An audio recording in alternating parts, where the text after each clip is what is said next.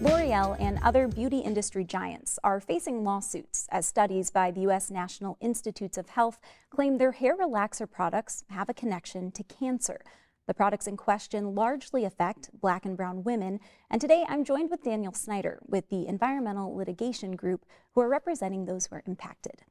Daniel, thank you so much for taking the time to be here today. Let's start by talking about your organization, the Environmental Litigation Group. Can you tell me a bit more about what it does? Sure. We have been around for over 3 decades, and we focus on specifically toxic exposure litigation. And that is usually when an individual comes in contact with hazardous substance and it causes severe health problems. And so we kind of focus on helping those people evaluating those cases. So can you explain some of the work and research that you have done regarding these toxic hair relaxer claims, really what we're seeing right now? So specifically, the toxic hair relaxer claims have been getting a lot of attention recently because there's been some studies that have come out that make a connection between certain types of cancer in women and the use of these products. And specifically, there was a big study that came out last year that has sort of focused the attention on this matter. Now, it is important to note that one of the big names on this list is L'Oreal. The company did come out, though, with a statement about this last year, saying its highest priority is health. It added in a statement, quote, "We are confident in the safety of our products and believe the recent lawsuits filed against us have no legal merit." So, Daniel, the question I'm asking from a legal perspective, are companies that sell these products primarily to Black and brown women to be held accountable?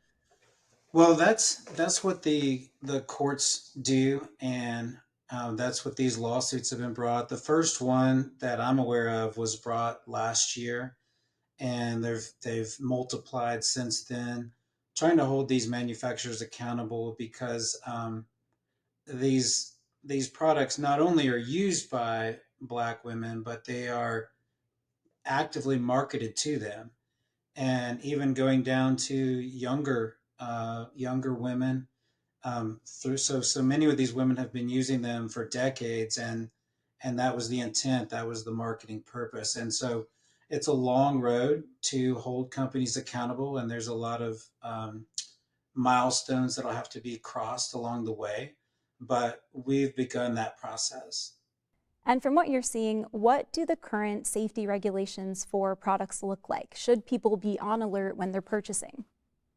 So that's a really good question because there's been some recent change, which is in some ways helpful, but maybe not to the extent people might think. So historically, cosmetics are not regulated the same way food is regulated. And there was an act passed last year called the Modernization of Cosmetic Regulation Act, which gives the FDA a little more control, but it's still more of a reactive statute, meaning that the industry has to self regulate and self report things to the FDA, and then the FDA can take action. So it's it's a little bit controversial to the extent that there are not the protections that people might assume are in place, but at least it's a baby step in the right direction.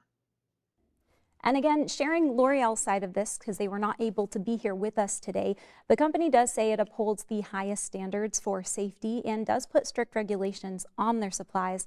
Daniel, I want to say thank you again for giving your time and your insight today, joining us here on WGVU. Thank you, Kylie.